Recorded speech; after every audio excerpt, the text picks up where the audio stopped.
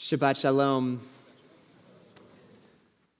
One of my honors beyond the Beth Israel community is that I sit on a committee that is planning the upcoming Central Conference of American Rabbis convention here in San Diego. And the committee includes rabbis from all over the country, and towards the beginning of the planning process, we had a meeting planned for 1 p.m. 1 p.m. rolls around. I log on to Zoom, and no one is there.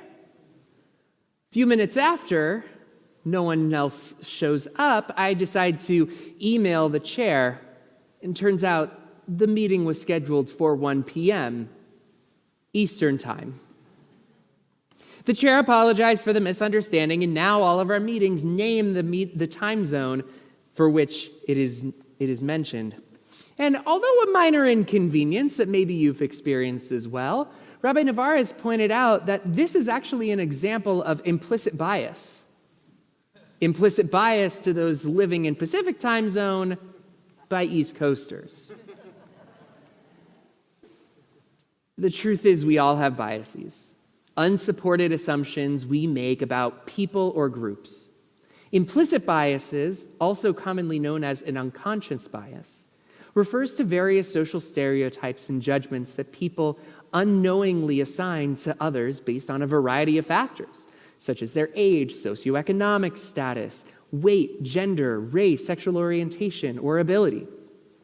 And while these biases aren't always negative, they're shaped by a survival instinct that causes people to associate with people they perceive to be more similar to them because they're deemed to be safe. For Jews, and more specifically, broader biases around Jews, the tides are shifting. Since the beginning of the American experience, Jews have conditionally been accepted into society. In the last 2 or so generations, Jews have been able to publicly live as Jews without conditions. For example, consider how Jews were not so long ago not allowed to live in La Jolla or attend country clubs around the country. But now we have congregants living in La Jolla, and we have our Tashlich ceremony at La Jolla Shores. However, the acceptance of Jews, and more specifically Israel, in public spheres is becoming more and more conditional again. In other words, society is telling us it's okay to be a Jew, just don't be a Zionist. This week, unfortunately, provided a number of examples of how implicit bias is harming the Jewish community and Israel. Indeed, from Amnesty International's report calling Israel's treatment of Palestinians apartheid, to even Whoopi Goldberg minimizing the role of the Nazis' implicit bias of Jews being no different than any other white people. Jews are facing what can seem to be a coordinated, one-sided assault on our very existence. As noted by the ADL, Goldberg's error comes at a time when anti-Semitism is on the rise, not only in the US, but around the world.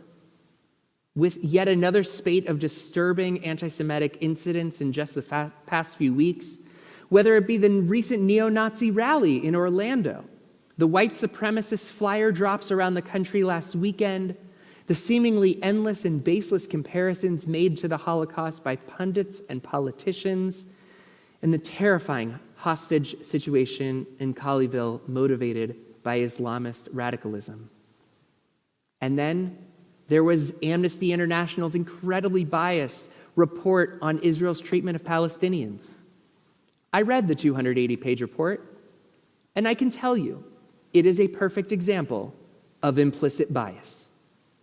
I will also admit that there are some hard truths in the report. Israel is not perfect, and some of its imperfections are documented and evidenced in the report.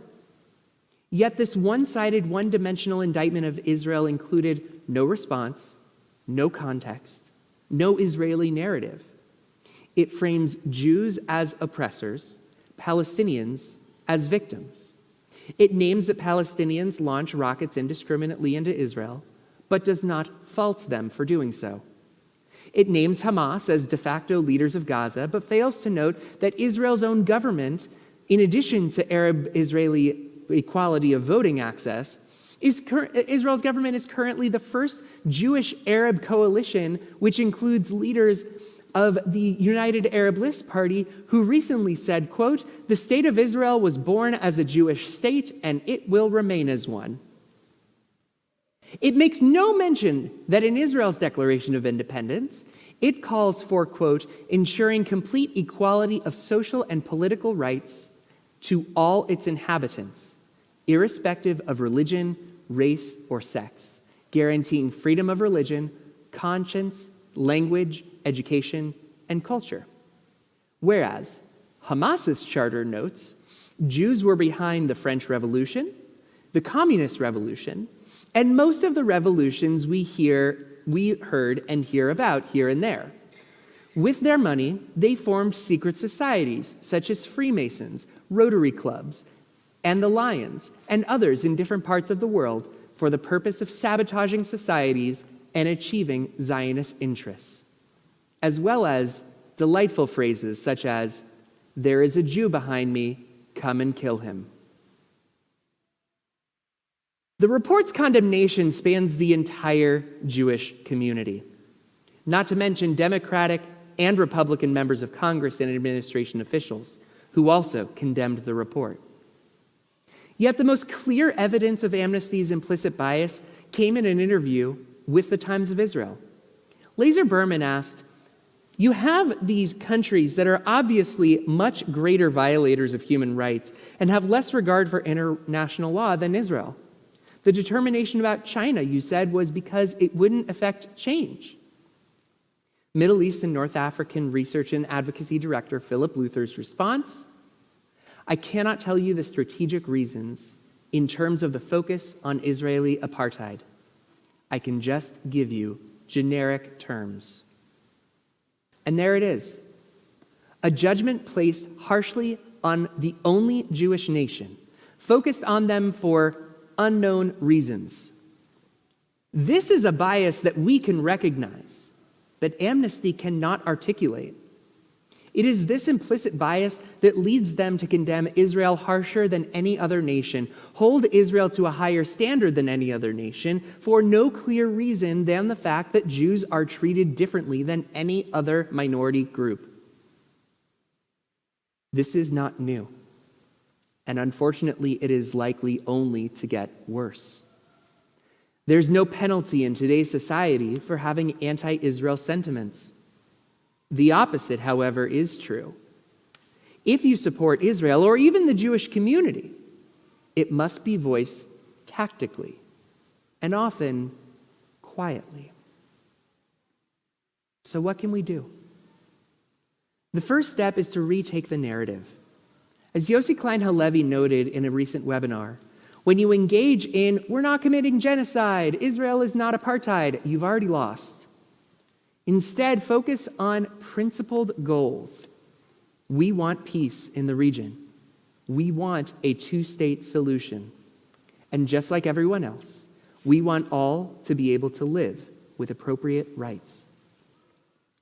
The second step was articulated by Deborah Lipstadt in her recent webinar with our community. When we confront moments of anti-Semitism and anti-Israel biases, explicit or implicit, we should say, "We need you to take this seriously." When these sentiments are brushed aside, they only fester and get worse. And then you end up with a well-meaning friend of the Jews saying that the Holocaust was not about race. Thirdly, learn about what's going on within yourself and within our community. Surely each of us, too, has implicit biases that are deserving of attention and reflection. And regarding anti-Zionism specifically, I want to encourage you to read Yossi Klein Halevi's Letters to My Palestinian Neighbors, which offers language for engaging in these discussions. Additionally, our Men's Club and Social Action Committee are hosting Micha Danzig to discuss Anti-Zionism is Almost Always Anti-Semitism on Wednesday, February 23rd at 6:30. We hope you can be there. We can rise above. We can remain resilient. Even in the face of major adversity, We did it when Amalek attacked us after leaving Egypt. Esther did it in Achashverosh's palace. And we do it every day when we unabashedly say, Am Yisrael Chai, the people of Israel live. We will model respectful dialogue, and we will model fair criticism.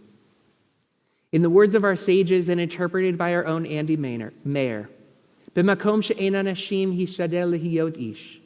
In a place where no one is acting with humanity, we will hold on to dignity, try to forgive, speak truth to power. We will strive to live how God meant us to live.